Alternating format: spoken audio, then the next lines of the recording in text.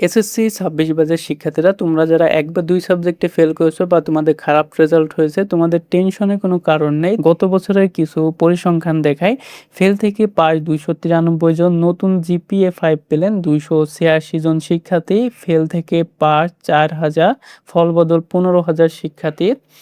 এর পরবর্তীতে দেখো ৪,০০০ শিক্ষার্থীর ফেল থেকে পাস।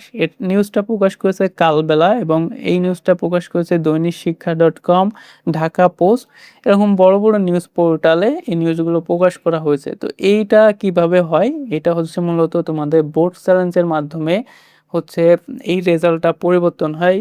বিগত বছরগুলোতে আমরা দেখেছি বোর্ড চ্যালেঞ্জের মাধ্যমে কিন্তু অসংখ্য শিক্ষার্থী ফেল থেকে পাস আসছে এবং জিপিএ 5 আসছে।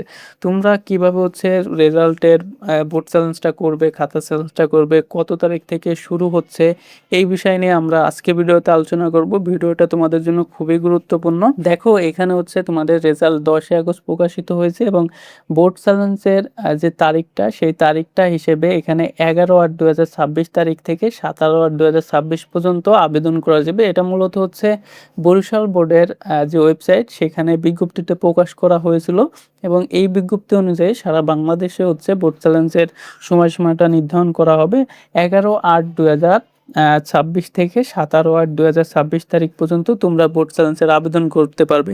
তবে এই বছর এসএসসির বোর্ড চ্যালেঞ্জের আবেদন একটু ভিন্নভাবে হবে। গত বছর হচ্ছে এসএমএস এর মাধ্যমে আবেদন করা যেত, কিন্তু এই বছর তোমাদের হচ্ছে এই যে একটা ওয়েবসাইট রয়েছে, এই ওয়েবসাইটের মাধ্যমে হচ্ছে আবেদন করতে হবে।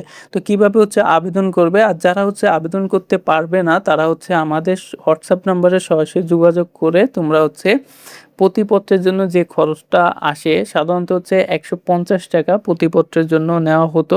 তবে এবছর কত টাকা নেওয়া হবে সেটা বিজ্ঞপ্তি প্রকাশ করলেই বোর্ড থেকে জানতে পারবে।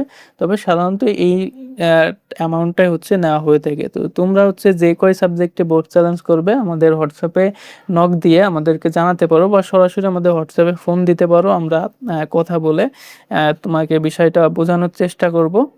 এই যে বোর্ড চ্যালেঞ্জ প্রক্রিয়াটা, সেই বোর্ড চ্যালেঞ্জ প্রক্রিয়ায় বিস্তারিতভাবে আমাদের চ্যানেলে একটা ভিডিও দেওয়া রয়েছে, কাদের হচ্ছে খাতাটা পরিবর্তন হয়ে থাকে এবং বোর্ড চ্যালেঞ্জ করলে খাতা আবার পুনরায় কিভাবে দেখে, এ বিষয়ে আমাদের চ্যানেলে ভিডিও দেওয়া রয়েছে। এছাড়াও আমরা আরও একটা ভিডিও প্রকাশ করব, সেই ভিডিওটি তোমরা দেখতে পারো বিস্তারিতভাবে। তো শিক্ষার্থীরা আশা করি তোমরা বুঝতে পারছো, যারা ফেল করেছো বা হচ্ছে খারাপ রেজাল্ট আসছে তাদের দুশ্চিন্তা করার কোনো কারণ নাই। তোমরা হচ্ছে চাইলে তোমাদের হচ্ছে যে খাতাটা রয়েছে সেই খাতাটা চ্যালেঞ্জ করার মাধ্যমে তোমাদের রেজাল্টটা পরিবর্তন করতে পারো।